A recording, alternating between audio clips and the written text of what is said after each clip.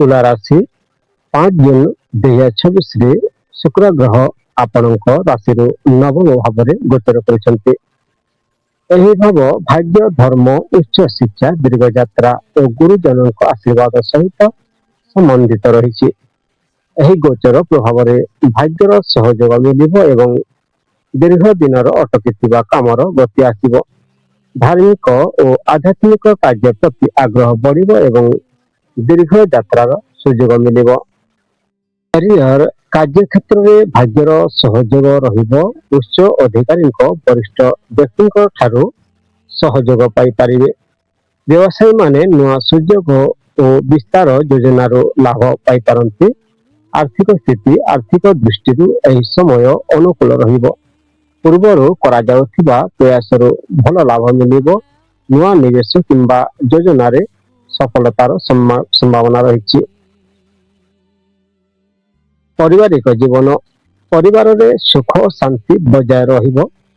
ପିତା କିମ୍ବା ଗୁରୁଜନଙ୍କ ଆଶୀର୍ବାଦ ଏବଂ ସହଯୋଗ ମିଳିବ। ପରିବାରର ସହ ଧାର୍ମିକ କାର୍ଯ୍ୟରେ ଅଂଶଗ୍ରହଣ କରିପାରନ୍ତି। ସ୍ୱାସ୍ଥ୍ୟ ସାଧାରଣତଃ ଭଲ ରହିବ। ମାନସିକ ଶାନ୍ତି ଓ ସକାରାତ୍ମକ ଚିନ୍ତାଧାରା ଆପଣଙ୍କୁ ऊर्जावान रखिबो। प्रतिकार शुक्रवार दिन मां लक्ष्मी को पूजा करंतु एवं धला वस्त्र किंबा चाउल दान करंतु। विचारासी 5 जून 2026 शुक्र ग्रह आपणक राशि अष्टम भाव गोचर करिसेंति।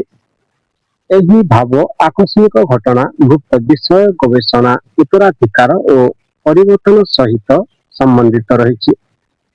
एही गोचर प्रभाव जीवन में किसी अप्रत्याशित परिवर्तन आसिब। धैर्य और बुद्धिमतार सहित काम कले आपण अनेक परिस्थिति लाभ पाइबे।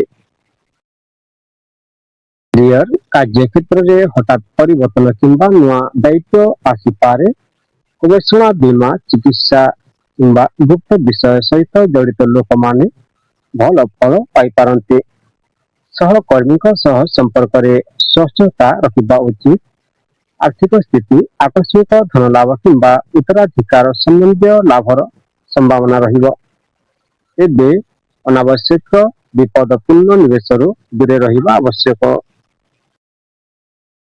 परिवार जीवन, वरिष्ठ सदस्यों परामर्श आपणक पाई उपकारी हेबो। परिवार सह समय बिताइबा द्वारा संपर्क मधुर रहिबो। स्वास्थ्य प्रति अवहेला करने उचित नुहे। नियमित खाद्य, विश्राम और योगाभ्यास आपण को सुस्थ रखिबो। मानसिक चाप को कम रखिबा चेष्टा करंतु। प्रतिकार शुक्रवार दिन मां लक्ष्मी को आराधना करंतु। राशि 5 जून 2026 शुक्र ग्रह आपणक राशि सप्तम भाव गोचर करिसेंति। एही भाव विवाह, दाम्पत्य जीवन, सहभागिता और व्यावसायिक संपर्क सहित संबंधित रही। एही गोचर प्रभाव संपर्क में मधुरता बढ़िबो एवं अन्य मानक सह समन्वय रखिबारे सफल हेबे। व्यावसायिक भागीदारी मध्य लाभ मिलिबो। कार्य क्षेत्र में सहकर्मी और व्यावसायिक भागीदार सहयोग मिलिबो। नुआ चुक्ति किंबा सहयोग माध्यम उन्नति सुजोग सृष्टि हो पारे। व्यवसायी माने लाभ पाई पारंती। आर्थिक स्थिति आर्थिक दृष्टि समय अनुकूल रहिबो। सहभागिता किंबा व्यावसायिक संपर्क धन लाभ हो पारे। आय रे स्थिरता रहिबो। पारिवारिक जीवन, परिवार रे शांति और सुख बजाय रहिबो। जीवन साथी और परिवार सदस्यों सहयोग आपण को मानसिक शांति देव। स्वास्थ्य साधारणतः भल रहिबो। संतुलित खाद्य और नियमित दैनंदिन जीवन आपण को सुस्थ रखिबो। प्रतिकार शुक्रवार दिन मां लक्ष्मी को पूजा करंतु एवं धला वस्त्र किंबा मिठा दान करंतु। राशि 5 जून 2024 शुक्र ग्रह आपणक राशि षष्ठ भाव गोचर करिसेंति। एही भाव शत्रु, ऋण, रोग, प्रतियोगिता और सेवा क्षेत्र सहित संबंधित रही। ଏହି ଗୋଚର ପ୍ରଭାବରେ ଆପଣ ନିଜ ପ୍ରତିଦ୍ୱନ୍ଦ୍ୱୀଙ୍କ ଉପରେ ବିଜୟ ଲାଭ କରିପାରିବେ ଏବଂ କାର୍ଯ୍ୟକ୍ଷେତ୍ରରେ ପରିଶ୍ରମ ଫଳ ପାଇପାରିବେ। ତେବେ ଦୈନନ୍ଦିନ ଜୀବନରେ ଶୃଙ୍ଖଳା ଓ ସଂଯମ ରଖିବା ଆବଶ୍ୟକ। କ୍ୟାରିୟର କାର୍ଯ୍ୟକ୍ଷେତ୍ରରେ କାମର ଚାପ ବଢିପାରେ, କିନ୍ତୁ ନିଜ ଦକ୍ଷତା ଓ ପରିଶ୍ରମ ଦ୍ୱାରା ସଫଳତା ପାଇପାରିବେ। ପ୍ରତିଯୋଗିତାମୂଳକ କ୍ଷେତ୍ରରେ ଥିବା ଲୋକମାନେ ଭଲ ଫଳ ପାଇପାରନ୍ତି। ଆର୍ଥିକ ସ୍ଥିତି ଆର୍ଥିକ ଦୃଷ୍ଟିରୁ ସମୟ ନିଶ୍ଚିତ ରହିବ। ଆୟ ରହିବ, କିନ୍ତୁ କିଛି ଅପ୍ରତ୍ୟାଶିତ ଖର୍ଚ୍ଚ ମଧ୍ୟ ହୋଇପାରେ। ଋଣ ନେବା କିମ୍ବା ବଡ଼ ନିବେଶ କରିବା ପୂର୍ବରୁ ଭଲ ଭାବରେ ବିଚାର କରିବା ଉଚିତ। ପାରିବାରିକ ଜୀବନ ପରିବାରର ସହଯୋଗ ମିଳିବ, କିନ୍ତୁ ଘରୋଇ ଦାୟିତ୍ୱ ପଡ଼ିପାରେ। ପରିବାରର ସଦସ୍ୟଙ୍କ ସ୍ୱାସ୍ଥ୍ୟ ପ୍ରତି ଧ୍ୟାନ ଦେବା ଆବଶ୍ୟକ ହୋଇପାରେ। ସ୍ୱାସ୍ଥ୍ୟ ପ୍ରତି ଅବହେଳା କରିବା ଉଚିତ ନୁହେଁ। ନିୟମିତ ବ୍ୟାୟାମ, ସନ୍ତୁଳିତ ଖାଦ୍ୟ ଓ ପର୍ଯ୍ୟାପ୍ତ ବିଶ୍ରାମ ଆପଣଙ୍କୁ ସୁସ୍ଥ ରଖିବ। ପ୍ରତିକାର ଶୁକ୍ରବାର ଦିନ ମା ଲକ୍ଷ୍ମୀଙ୍କୁ ପୂଜା କରନ୍ତୁ ଏବଂ ଗରିବ ଲୋକଙ୍କୁ ଧଳା ବସ୍ତ୍ର କିମ୍ବା ଚାଉଳ ଦାନ କରନ୍ତୁ। ରାଶି 5 ଜୁନ 2026ରେ ଶୁକ୍ର ଗ୍ରହ ଆପଣଙ୍କ ରାଶିରୁ ପଞ୍ଚମ ଭାବରେ ଗୋଚର କରୁଛନ୍ତି। ଏହି ଭାବ ପ୍ରେମ, ସନ୍ତାନ, ଶିକ୍ଷା, ସୃଜନଶୀଳତା ଓ ବୁଦ୍ଧିମତ୍ତା ସହିତ ସମ୍ବନ୍ଧିତ ରହିଛି। ଏହି ଗୋଚର ପ୍ରଭାବରେ ଆପଣଙ୍କ ସୃଜନଶୀଳ କ୍ଷମତା ବୃଦ୍ଧି ପାଇବ ଏବଂ ଜୀବନରେ ଆନନ୍ଦ ଓ ଉତ୍ସାହ ବଢ଼ିବ। ଛାତ୍ରଛାତ୍ରୀମାନେ ଶିକ୍ଷା କ୍ଷେତ୍ରରେ ଭଲ ଫଳ ପାଇପାରନ୍ତି ଏବଂ ସନ୍ତାନ ପକ୍ଷରୁ ଭଲ ଫଳ ମିଳିବ। କ୍ୟାରିୟର କାର୍ଯ୍ୟକ୍ଷେତ୍ରରେ ନିଜ ପ୍ରତିଭା ଓ ସୃଜନଶୀଳ ଚିନ୍ତାଧାରା ଦ୍ୱାରା ଭଲ ସଫଳତା ହାସଲ କରିପାରିବେ। କଲା, ମନୋରଞ୍ଜନ, ଶିକ୍ଷା ଓ ସୃଜନଶୀଳ କ୍ଷେତ୍ର ସହ ଜଡ଼ିତ ଲୋକମାନେ ବିଶେଷ ଲାଭ ପାଇପାରନ୍ତି।